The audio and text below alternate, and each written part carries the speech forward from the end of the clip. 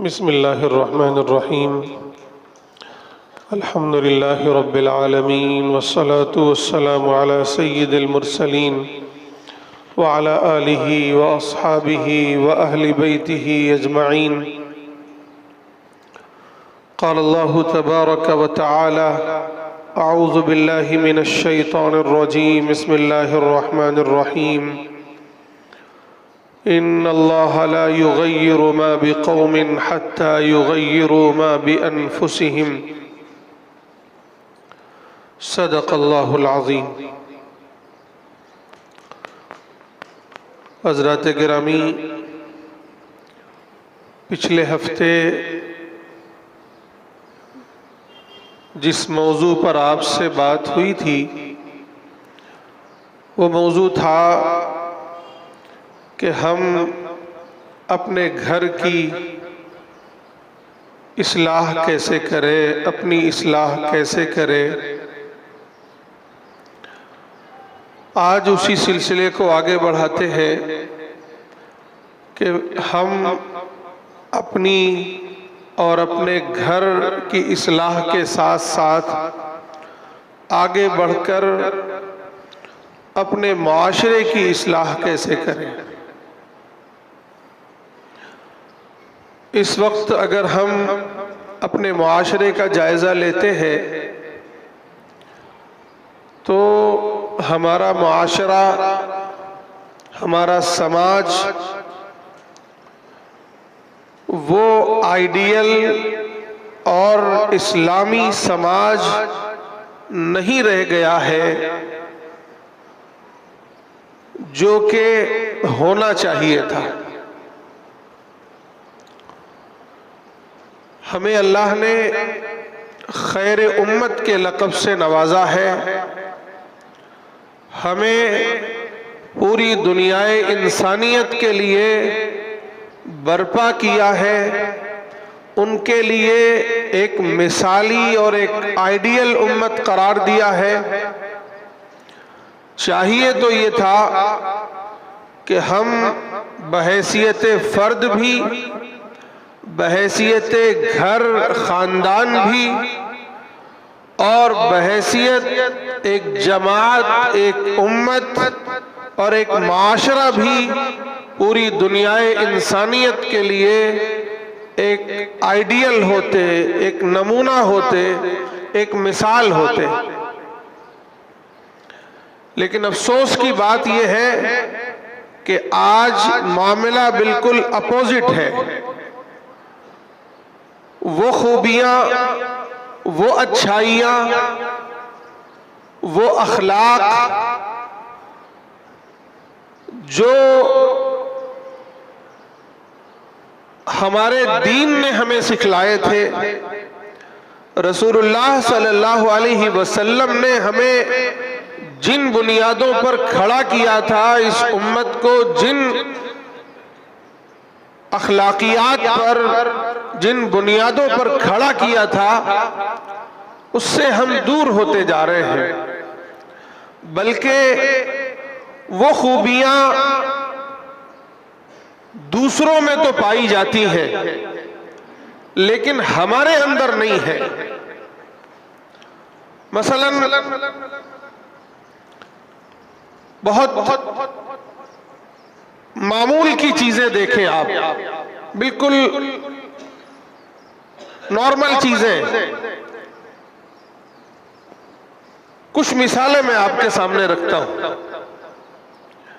हमारे जो मुस्लिम इलाके हैं, जैसे आपका भिवंडी है, मुमरा है, कुरला है, हमारा धारावी है, इसी तरीके से और भी जो इलाके हैं, साउथ मुंबई है, इन इलाकों में रात रात भर लोग जागते हैं। दुकानें खुली होती हैं, होटल्स खुले होते हैं, नौजवानों की एक बड़ी तादाद गलियों में, चौराहों पर, चायखानों पर, होटलों में नजर आती है। वहीं दूसरी तरफ जो हमारे दूसरे भाई हैं जो मुस्लिम नहीं है, उनके इलाकों में आप जाइए तो वहां 9 बजे के बाद बिल्कुल सन्नाटा नजर आता है। आप कभी हमारी तरफ जाएं, साइन स्टेशन उतरे आप, वेस्ट में मुस्लिम ज्यादा हैं और ईस्ट में दूसरे हैं जो मुस्लिम नहीं है। मुसलमानों के इलाकों में 12 बजे 2 बजे तक भी आप जाएं, आराम से आपको लोग मिलेंगे, आपको चीजें मिलेंगी, आपको होटल्स मिलेंगे, आपको शायद चाय भी मिले।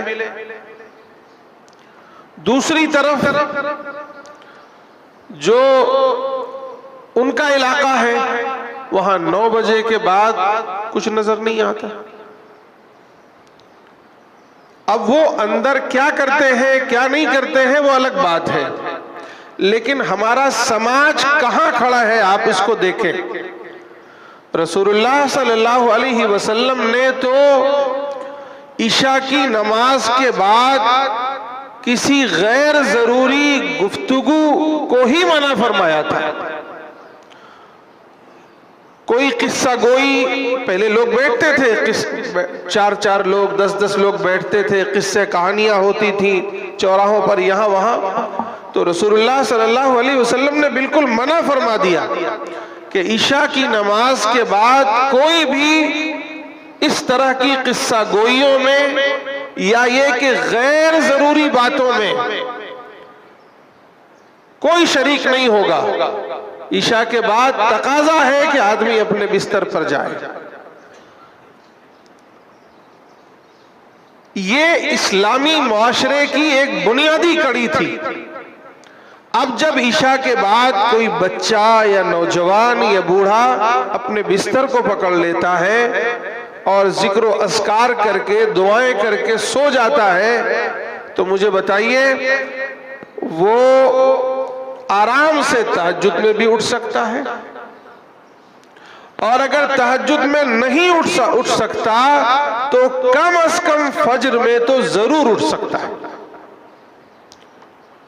यानी अब कोई और वजीफा पढ़ने की आपको जरूरत ही नहीं है। बहुत से लोग पूछते हैं मौलाना फजर में आंख नहीं खुलती, कोई वजीफा बयान कर दे, कोई वजीफा बता दे, कोई अमल कर दे, दुआएं कर दे। मेरे भाइयों, सबसे बड़ा वजीफा, सबसे बड़ी दुआ यह है कि ईशा के बाद बिस्तर पकड़ लो, फजर में देखो आंख खुलती है कि नहीं खुलती। बहुत से लोग कहते हैं नींद ही नहीं आती, क्या करें मौलाना। अब जब दिन में 11-11, 12-12 बजे तक, 2-2 बजे तक सोएंगे तो रात में नींद कैसी आएगी। आसान तरीका है, 1-2 दिन कुर्बानी दे दे, दिन में न सोए। ये नींद तो फितरी जरूरत है। लोग कहते हैं भूख नहीं लगती तो उसका इलाज क्या है, 2-3 दिन 4 दिन मत खाओ, अपने आप भूख लगेगी। नींद नहीं आ रही 2-3 दिन में मत सो, कुर्बानी दो, फिर देखो रात में नींद कैसी आती है। ये एक मुआशरे की एक छोटी सी झलक मैंने बताई आपको कि बल्कि अब ये हो रहा है कि जो गैर इस्लामी मुआशरा था वहां इस्लाम की झलक नजर आने लगी है, इस्लामी मुआशरे की झलक नजर आने लगी है, और जो इस्लामी मुआशरा है, मुसलमानों का मुआशरा है, वहां गैर इस्लामी मुआशरा नजर आता है। और फिर इसका लाजमी नतीजा ये हो रहा है कि फिर जब रात में 2-2, 3-3 बजे तक लोग जागते हैं तो सुबह कोई 10 बजे, कोई 12 बजे, कोई 2 बजे उठता है। कहीं फजर के बाद चले जाए किसी जरूरत से अपने मुस्लिम इलाकों में तो कोई जरूरत ही नहीं पूरी होती, भाई 10 बजे के बाद आओ।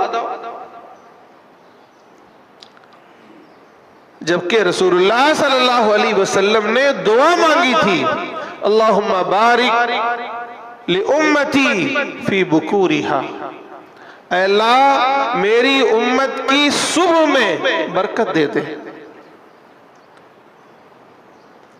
सुबह के लिए रसूलुल्लाह सल्लल्लाहु अलैहि वसल्लम ने बरकत मांगी है।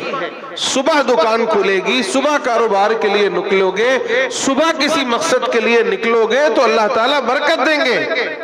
उसमें रसूलुल्लाह सल्लल्लाहु अलैहि वसल्लम की दुआएं शामिल हैं। और अगर हम सुबह की ये बरकतें, और फिर उसमें सबसे बड़ी बात यह है कि फज्र की नमाज ही गायब है, तो फिर कहां से बरकत आएगी, कहां से चेहरे पर नूर आएगा, कहां से दिल में इत्मीनान और खुशी आएगी, कहां घरों में मोहब्बत, घरों में अमन आएगा, घरों में सुकून आएगा, रोजी में कहां से बरकत होगी। ये बिल्कुल अपोजिट हो गया। यही हाल हमारी शादी ब्याह का है। क्या कंडीशन हो गई है अब कि बेचारा एक गरीब जिसके 3-4 बेटियां हो गई हैं, वो अपनी किस्मत को रोता है कि ये बेटियां कहां से मेरे सर पे आ गई हैं। अब उनकी शादी के लिए, उनके निकाह के लिए उसे ऐसे ऐसे जतन करने हैं कि अल्लाह की पनाह। पूरी जिंदगी वो मेहनत करता है किसी तरीके से इन बच्चियों की शादी हो जाए। फिर शादी का मौका आता है तो ऐसे ऐसे मुतालबे होते हैं जहेज के कि किसी को जमीन कहीं रखनी होती है, किसी को सूद पर कर्ज लेना होता है, किसी को कुछ, किसी को कुछ। यानी इस निकाह को, जिसको रसूलुल्लाह सल्लल्लाहु अलैहि वसल्लम ने फरमाया था कि सबसे ज्यादा बरकत वाला निकाह वो है जो सबसे ज्यादा आसान निकाह हो। हुक्म था कि निकाह को आसान करो, इतना आसान कर दो, इतना आसान कर दो कि लोगों को जिना मुश्किल लगे, जिना मुश्किल हो और निकाह आसान हो। लेकिन आज कंडीशन ऐसी हो गई है कि जिना आसान से आसान तर होता जा रहा है और निकाह मुश्किल से मुश्किल होता जा रहा है, मुश्किल से मुश्किल। अब वो जहेज के सामान जब तक मुहैया ना हो, वो 200, 400, 500 बारातियों का खाना जब तक मुहैया ना हो, ये सारे इंतजामात और लवाजिमात जब तक मुहैया ना हो, बेटी बेचारी बैठी रहेगी घर में। और फिर उसमें सोने पर सुहागा ये कि ये मेरी जात का नहीं, ये मेरी बिरादरी का नहीं, ये मेरे इलाके का नहीं, ये मेरे स्टेटस का नहीं, ये सारी बातें भी आती हैं फिर। यानी ये इस निकाह को इतना मुश्किल बनाया जा रहा है।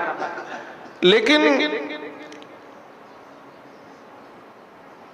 बात कड़वी है, लेकिन कहता हूं जिना की जो सूरतें पैदा हो रही हैं उसमें न जात बिरादरी देखी जाती है, न स्टेटस देखा जाता है, न बहुत खूबसूरती ही देखी जाती है, और न ये जहेज का कोई मुतालबा है, कुछ नहीं है। और यही वजह है कि फिर हमारी बहुत सी बच्चियां बड़े बड़े फैसले करती हैं, मुसलमानों को छोड़कर किसी और के साथ कोर्ट मैरिज करने पर आमादा हो जाती हैं, उनके साथ जाने पर आमादा हो जाती हैं, उनके साथ शादी करने पर आमादा हो जाती हैं। ये हमारा मुस्लिम मुआशरा नहीं है मेरे भाइयों। रसूलुल्लाह सल्लल्लाहु अलैहि वसल्लम ने जो हमें शरीयत अता फरमाई है उसमें निकाह इतना आसान है कि पूरी दुनिया में किसी रस्म में, किसी ये मजहब में या किसी समाज में इतना आसान निकाह नहीं है। लड़का लड़की एक दूसरे को पसंद कर ले या उनके माँ बाप एक दूसरे को पसंद कर ले, 2 गवाह सामने हो जाए, सिर्फ इतना कह दे लड़का कि मैं तुमसे निकाह करता हूं, क्या तुम्हें कबूल है? या लड़की कह दे कि मैं तुमसे निकाह करना चाहती हूं, क्या तुम मुझे अपने निकाह में कबूल करते हो? 2 गवाह सुन ले, निकाह हो गया। किसी इमाम की जरूरत नहीं, किसी काजी की जरूरत नहीं, किसी खुतबे की भी जरूरत नहीं, ये सब बात की चीजें हैं। इतना आसान शरीयत ने बनाया था। निकाह, मैं ये कोई ना समझे कि मौलाना कह रहे आज से निकाह का खुतबा खत्म, और ये सारी चीजें उसके लवाजिमात हैं, सुन्नतें हैं। जैसे अभी जुमा आप 2 रकात पढ़ेंगे, कितने लोग इसमें से तो माशाल्लाह फर्ज वाले ही रहते हैं। 2 रकात फर्ज है, उसके अलावा जो 12 रकातें हैं आपकी वो सुन्नत है। उसमें से जितना मुअक्कदा है वो पढ़ते हैं, जो मुअक्कदा नहीं है कभी पढ़ते हैं कभी नहीं पढ़ते हैं। यही हाल निकाह का है, ईजाबो कबूल और 2 गवाह का होना, बस इतना आसान निकाह था। आपको एक छुहारे की भी जरूरत नहीं है, एक छुहारे की भी जरूरत नहीं है, सिर्फ लड़के को इतनी जरूरत है कि वो लड़की को मेहर दे दे। और मेहर में भी रसूलुल्लाह सल्लल्लाहु अलैहि वसल्लम ने इतना आसान किया है कि वो जो आजकल चांदी का रेट है उसमें अकल्ले मेहर अगर देखी जाए तो ज्यादा से ज्यादा 3-4 हजार बनती, बस। यानी इतना आसान किया है। लेकिन हमने आपने इस निकाह को इतना मुश्किल बना दिया है कि गरीबों के लिए ये मौत है, मौत है। कितने लोग खुदकुशियां कर लेते हैं, कितनी बेटियां खुदकुशियां कर लेती हैं। क्या करें, अपने बाप का ये दर्द कैसे पहचाने, वो कैसे बर्दाश्त करें। अरे भाइयों, ये हमारा मुस्लिम मुआशरा ऐसा हो गया है, ये इस्लामी मुआशरा नहीं था। इसी तरह हमारे यहाँ जो सफाई सुथराई का मामला है, सफाई सुथराई ये निस्फ ईमान था, निस्फ ईमान। यानी हमारे ईमान का जुज है सफाई सुथराई। लेकिन क्या हालत है हमारे मुआशरे की, आप गौर करें। ये पूरा भिवंडी अक्सरियत हम मुसलमानों का इलाका है, लेकिन मुझे बताएं कि कोई गली ऐसी हो जिसको हम कह सकें कि देख लो ये गली आइडियल गली है। अभी मैं कल अपने यहां साइन में उस इलाके में जहां ये नॉन मुस्लिम लोग रहते हैं, उस इलाके से आ रहा था, मेरी अहलिया मेरे साथ थी, पैदल आ रहा था मैं साइन हॉस्पिटल के इधर से। मैंने दिखाया कि देखो वो खुद कहने लगी कि ये कितना साफ सुथरा इलाका है। तो मैंने कहा है तो क्या करोगे, है कहीं कोई सड़क पर हुल्लड़बाजी नजर नहीं आ रही है, कहीं कुछ नहीं है, सुकून का इलाका है। अब बताओ ऐसे सुकून के इलाके में जो इबादत करना चाहे वो इबादत भी अच्छी कर सकता है, जो बच्चे पढ़ना चाहें पढ़ भी सकते हैं। यानी जो काम आप करना चाहें वहां कितने सुकून से सफाई सुथराई में आपके बच्चे बाहर गए तो आपको इत्मीनान है कि साफ सुथरे आएंगे, किसी से कोई खतरा नहीं है। ये हम और आप क्या नहीं बना सकते अपना मुआशरा, अपना इलाका? हमने आपने जिनको वोट देकर जिताया है, क्या पूरी बस्ती वाले मिलकर उनके पास नहीं जा सकते कि भाई हमने आपको वोट देकर जिताया है, क्या आज अब हमारे गटर, हमारी गलियां, हमारी नालियां साफ नहीं होंगी? जो रोड टूटे हैं वो बनेंगे नहीं? उनसे क्यों नहीं मुतालबा करते? अपनी जाती जरूरत होती है तो हम जाते हैं, लेकिन इज्तिमाई जरूरत में हम नहीं जाते उनके पास। छोटे मोटे काम तो हम खुद भी कर सकते हैं, और बकिया जो काम गवर्नमेंट का है, बीएमसी का है, वो जाकर के अपने कारपोरेटर से, अपने एमएलए से, अपने एमपी से, उनसे जाके बात करें कि भाई हम ये आप लोग इतने सालों से भिवंडी में जीत रहे हो, ये भिवंडी का हाल क्या बना हुआ है। सही बात तो ये है कि आप गौर करें, किसी और इलाके से जब हम लोग भिवंडी में दाखिल होते हैं, अगर आप खुली किसी गाड़ी में हैं तो क्या हश्र होता है बताइए। अगर किसी को एलर्जी हो, ये धूल से, तो वो बेचारा दोबारा नहीं आएगा भिवंडी। ये हमारा मुआशरा है, ये मुआशरा ही हमारी सेहत का जामिन है, हमारे अखलाक का जामिन है, हमारी दीनदारी का जामिन है, हमारी इस्लाह का जामिन है, हमारी सफाई सुथराई का जामिन है, सब कुछ है। ये कुछ हम पहल करें, कुछ हम आगे बढ़ें, कुछ अपने ये जो लोग मुंतखब होके आते हैं, जो आपका कारपोरेटर हो उसका दामन पकड़े, उसका गिरेबान पकड़े कि ये कैसे हो सकता है कि आप जीत कर आए और आप सरकार से बजट लेकर आए और आप यहां खर्च ना करें, ये कैसे हो सकता है। आपका जो एमएलए यहां से जीता है उसके पास जाएं कि भाई ये कैसे हो सकता है, आप यहां से एक बार, दो बार, तीन बार जीतते हैं, आपने जो काम किया है उस पर शुक्रिया अदा करें कि भाई आपने फला फला काम किया, लेकिन अभी जो आपने किया है वो 1-2% है, अभी 98% या 97% सब बाकी है, आपको करना है और आप करेंगे तो आपके साथ खड़े हैं। ये इज्तिमाइयत हमें दिखानी पड़ेगी। तो मैंने मेरे भाइयों 2-3 मिसालों से अपने मुआशरे की एक झलक बताई है। हम सब फिक्रमंद हैं कि ये मुआशरा सुधरे, इस मुआशरे की इस्लाह हो। तो अब इस मुआशरे की इस्लाह कैसे होनी चाहिए, इस पर थोड़ी सी बात करते हैं।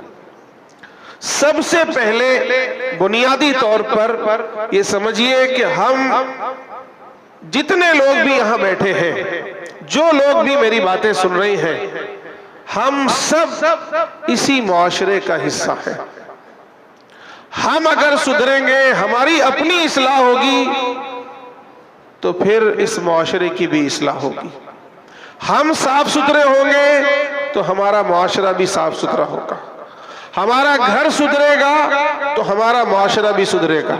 हमारे घर साफ होंगे तो हमारा मुआशरा भी साफ होगा। हमारे इर्द हमारा खानदान सुधरेगा तो हमारा मुआशरा भी सुधरेगा। हमारा मुआशरा, हमारा खानदान साफ सुथरा होगा तो हमारा मुआशरा भी साफ सुथरा होगा। ये समझिए कि हम उसका हिस्सा है। इब्तिदा अपने आप से करनी पड़ेगी, इब्तिदा अपने घर से करनी पड़ेगी, इब्तिदा अपने मुआशरे के जो सबसे करीब लोग हैं वहां से करनी पड़ेगी। और उसका बेहतरीन उसूल रसूलुल्लाह सल्लल्लाहु अलैहि वसल्लम ने बता दिया है कि मन रआ मिनकुम मुनकरन फलयुगय्यिरहु बियदिही, कि तुम में से कोई शख्स कोई बुराई को देखे तो उसको चाहिए कि वह हाथ से उसको रोकने की कोशिश करे।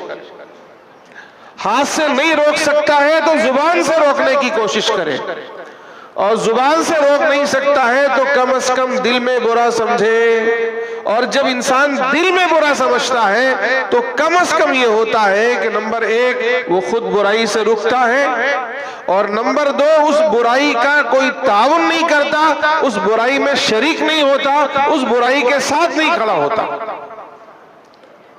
ये 3 उसूल रसूलुल्लाह सल्लल्लाहु अलैहि वसल्लम ने हमें बताए हैं। तो मेरे भाइयों, यहां से इब्तिदा करनी पड़ेगी। इसीलिए रसूलुल्लाह सल्लल्लाहु अलैहि वसल्लम ने हमें हुक्म दिया है कि जब भी कोई बुराई देखो तो लाजिम है कि तुम उसे हाथ से पकड़ो। हाथ से नहीं पकड़ सकते हो तो जुबान से रोको, जुबान से बदलने की कोशिश करो। जुबान से नहीं बदल सकते हो तो कम से कम दिल में बुरा समझो। अगर ये करोगे तो फिर तुम्हारी भी अपनी इस्लाह होगी, तुम्हारे समाज की भी इस्लाह होगी, और अल्लाह के अजाब से बचोगे। वरना फिर रसूलुल्लाह सल्लल्लाहु अलैहि वसल्लम ने बुखारी शरीफ की एक रिवायत में बहुत उम्दा एक मिसाल दी है। वो मिसाल क्या दी है? फरमाया आपने कि देखो, मसलुल जो बंदा अल्लाह के हुदूद को पामाल करता है, यानी अल्लाह की नाफरमानियां करता है, बुराई करता है, और जो बुराई नहीं करता है, उन दोनों की मिसाल ऐसी है जैसे किसी कश्ती में दो किस्म के लोग शरीक हों, वो लोग आपस में कुरान अंदाजी करें कि भाई नीचे कौन होगा और ऊपर कौन होगा। कुरान अंदाजी में कुछ लोगों का नंबर नीचे आ जाए और कुछ लोगों का नंबर ऊपर आ जाए, और पानी का इंतजाम ऊपर वाली मंजिल में हो तो नीचे वाले बार बार ऊपर वाली मंजिल में जाते हैं और पानी लेकर आते हैं, और उनके जाने की वजह से ऊपर वालों को डिस्टर्ब होता है, वो परेशान होते हैं, बार बार कहते हैं अरे बार बार तुम आते हो। तो ये लोग आजिज आकर ये करें कि चलो भाई ऊपर हम जाते हैं तो ऊपर वालों को परेशानी होती है, क्यों ना ऐसा करें कि हम नीचे ही एक कश्ती में सुराख कर लेते हैं, वहां से दरिया से पानी आना लगेगा और हम पानी इस्तेमाल कर लेंगे। तो अब रसूलुल्लाह सल्लल्लाहु अलैहि वसल्लम फरमाते हैं कि अगर ऊपर वाले आकर नीचे वालों को इस हरकत से नहीं रोकते हैं, यानी कश्ती में सुराख करने से नहीं रोकते हैं, तो नतीजा क्या होगा? नीचे वाले तो हलाक होंगे ही, ऊपर वाले भी हलाक हो जाएंगे, क्योंकि कश्ती डूबेगी तो कोई नहीं बचेगा। इसलिए रसूलुल्लाह सल्लल्लाहु अलैहि वसल्लम ने फरमाया कि अगर ऊपर वाले नीचे वालों को रोक लेते हैं तो फिर नीचे वाले भी नजात पा जाएंगे, बच जाएंगे, और ऊपर वाले भी इस खतरे से बच जाएंगे। यही हाल मेरे और आपके माशरे का है। हम और आप ये समझते हैं कि फला शख्स बुराई कर रहा है, या फला खानदान में बुराई हो रही है, फला इलाके में बुराई हो रही है, फला गली में बुराई हो रही है, हमसे क्या मतलब है। और खास तौर से अब की हमने दीनदारी ये समझ ली है कि मैं अपना नमाजी, मैं अपना साफ सुथरा, मैं अपना हराम से बचता हूँ, हर बुराई से बचता हूँ, बस मेरे लिए इतना काफी है। लोग समाज में क्या कर रहे हैं मुझसे उससे कोई लेना देना नहीं। ये इस्लामी मिजाज नहीं है। अल्लाह ने हमें और आपको दाई बनाया है, हमें खैर उम्मत बनाया है, हमारे कांधों पर ये फरीजा आयत किया है कि जब भी कोई बुराई देखो उस बुराई को रोकने की कोशिश करो। जब भी कोई बुराई देखो, हाथ से रोको, हाथ से नहीं तो जुबान से रोको, जुबान से नहीं तो कम से कम दिल में बुरा समझो। ये फर्ज के दर्जे में जरूरी है, बल्कि ये हमारे ईमान का जुज है।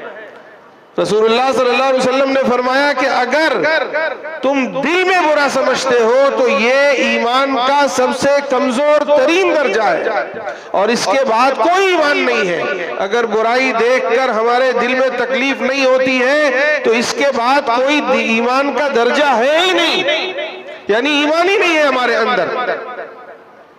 तो ये उसूल हमें बताया गया है। हम आमतौर पर यही समझते हैं कि ठीक है, नहीं, बल्कि लाजिम है हम पर कि हम अपने समाज में कोई भी बुराई देखें, छोटी हो या बड़ी। सबसे बड़ी बुराई क्या है? शिर्क है। सबसे छोटी बुराई क्या है कि आप जा रहे हैं रास्ते में, एक ने लाकर वहां एक पत्थर रख दिया, एक छोटा सा पत्थर रख दिया, रास्ते में कूड़ा डाल दिया, कचरा डाल दिया, यानी रास्ते में तकलीफ दे चीज का रख देना ये छोटी बुराई, और शिर्क करना ये बड़ी बुराई। और दूसरी तरफ सबसे बड़ी नेकी क्या है? शिर्क से रुककर अल्लाह पर ईमान ले आना, तौहीद पर ईमान ले आना। और सबसे छोटी नेकी क्या है? रास्ते से तकलीफ दे चीज को हटा देना। तो यहां से लेकर वहां तक जितनी बुराइयां हैं, अगर हम इन्हें देखकर नहीं रोकते हैं, याद रखिए किसी बुराई के भी सबब अल्लाह का अजाब आया। सुनिए, वो जो हदीस मैंने बुखारी की सुनाई उसका मफहूम यही है, उसका नतीजा यही निकलता है कि अगर हमारे समाज में कोई भी बुराई होती है, जैसे आजकल बेहयाई आम होती जा रही है, बेपर्दगी आम होती जा रही है, सूद आम होता जा रहा है, नापाकी गंदगी आम होती जा रही है, और पता नहीं क्या क्या है जो बुराइयां हमारे समाज में हो रही हैं, उन बुराइयों के सबब अगर अल्लाह का अजाब आया हमारे समाज में तो याद रखो सब हलाक होंगे। सब हलाक होंगे, क्योंकि हम सब एक ही कश्ती में सवार हैं। अगर ये लोग सुराख कर रहे हैं तो लाजिम है हम पर कि हम इन्हें रोके कि भाई सुराख न करो, ये बुराई मत करो, इससे रुको। अगर नहीं रुकते हैं तो उनका काम है, लेकिन हमारा काम है कि हम उन्हें रोके इस बुराई से। समाज की इस्लाह इस तरह होगी, और अगर हम ऐसा नहीं करते हैं और उसके नतीजे में अल्लाह का अजाब आता है तो याद रखिए कि अल्लाह की अजाब की पकड़ में हम सब आएंगे। तो इसके लिए मेरे भाइयों जरूरी है कि जहां हम अपनी इस्लाह की फिक्र करें, अपने घर की इस्लाह की फिक्र करें, वही जरूरी है कि हम आगे बढ़कर अपने समाज की इस्लाह की फिक्र करें। और उसका उसूल एक ही है कि जब भी कोई बुराई देखो तो उसे रोको, कोशिश करो। हाथ से रोक सकते हो हाथ से रोको, हाथ से नहीं रोक सकते तो जुबान से रोको, जुबान से नहीं रोक सकते हो तो कम अज कम इतना हो कि दिल में बुरा समझे। और जब इंसान दिल में बुरा समझेगा तो नंबर एक, वो उस बुराई में शरीक नहीं होगा, वो बुराई नहीं करेगा, उस बुराई में शरीक नहीं होगा, उस बुराई का ताउन नहीं करेगा, उस बुराई के साथ खड़ा नहीं होगा, बल्कि उस बुराई से नफरत करेगा और उससे दूर रहेगा। ये हमें और आपको करना पड़ेगा। अगर ये करते हैं तो फिर हमारी भी इस्लाह होगी और हमारे समाज की भी इस्लाह होगी। और अगर नहीं करते हैं मेरे भाइयों तो अल्लाह का साफ ऐलान है कि जो खुद बदलना न चाहे अल्लाह ताला उसे नहीं बदला करते हैं। अल्लाह ताला मुझे भी आप सबको भी अमल की तौफीक नसीब फरमाए। व आखिर दावाना अनिल हम्दुलिल्लाहि रब्बिल आलमीन।